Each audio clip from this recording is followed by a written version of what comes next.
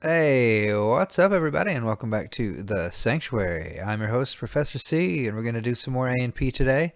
Specifically, we're going to look at some more neurology intro and check out a concept known as postsynaptic potentials. Let's check it out. Okay, so last time we looked at neurotransmission and the concept of a presynaptic neuron shooting some sort of chemical messenger over to what we call neuron number 2 sometimes, or a postsynaptic neuron.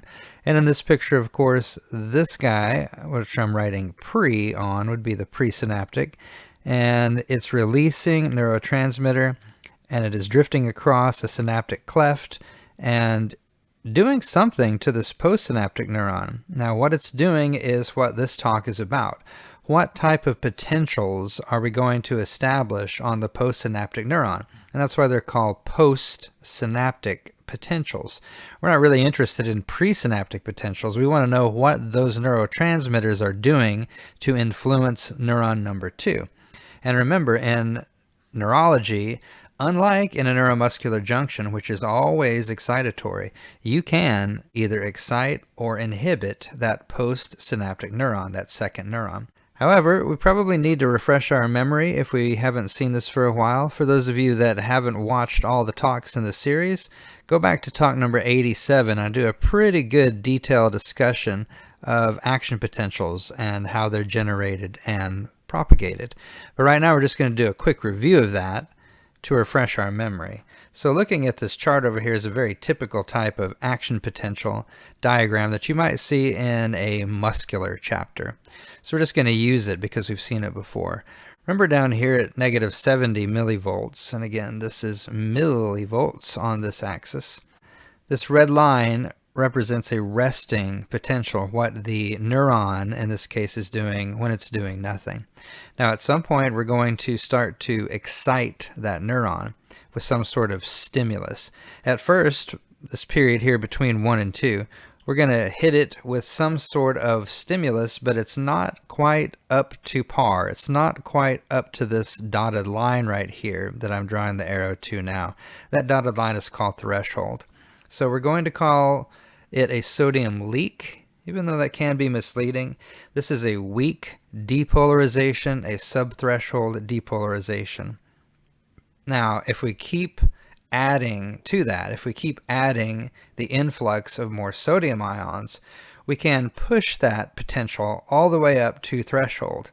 And when that happens, we'll get this cascading positive reinforcement and an action potential will occur. That's that spike you see way up here at 3. Then of course you want to go back to rest since you've been woken up, so we will push out potassium ions to repolarize ourselves. And then in fact in step 5 we're going to do that a little bit more. We're going to push out excess potassium ions. This is called hyperpolarization. And this is just to ensure the length of a refractory period so we don't fire off again too quickly. Now, if that sounds familiar, great. If all those details don't sound too familiar, well, just check this part out right here. We need, in this discussion, to be concerned with this step and this step. So that weak or local depolarization and this hyperpolarization. So let's look at those concepts, but give them slightly different names in this talk. So an EPSP, excitatory postsynaptic potential. And look at the chart there. There's kind of a blip up. We were resting. I'll put RMP. And I can see threshold. The dotted line here is off in that. I'll put thresh if I can. There we go. Notice we didn't hit threshold, but we did get closer to threshold. We increased the probability of firing off a full-blown action potential. So when neurotransmitters bind to that second neuron, that postsynaptic neuron, this is going to influence chemically gated channels.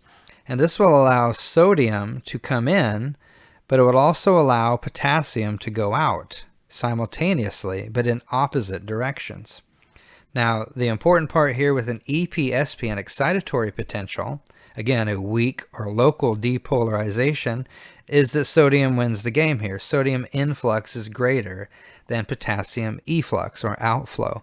So we get this weak local or net depolarization, but it's not enough to quite hit threshold and fire off a full-blown action potential. So we bring back this concept of summation, which is the same as it's been in other discussions. These small waves can add together to create a larger wave, right? So EPSPs could trigger an action potential if they will add together or be summated to threshold. Just a quick rundown of summation again. Oftentimes, a single excitatory postsynaptic potential, EPSP, is not strong enough to induce a full-blown potential. Therefore, we must add together the power of one with many others to reach threshold. This is the concept of summation. An IPSP is the opposite. Again, look at the image over here, and you see that we're getting further away from threshold here. Almost like a hyperpolarization is occurring, and that is precisely what's occurring here. So, at some point, right around here where this red arrow is, we've hit this neuron, and maybe it's a postsynaptic neuron in this instance, with a signal, but it's an inhibitory signal. It's an IPSP now, an inhibitory postsynaptic potential. So, neurotransmitter, when it hits that second neuron, will either open more potassium gates, or it will open chloride gates, which will allow chloride ions to flood in.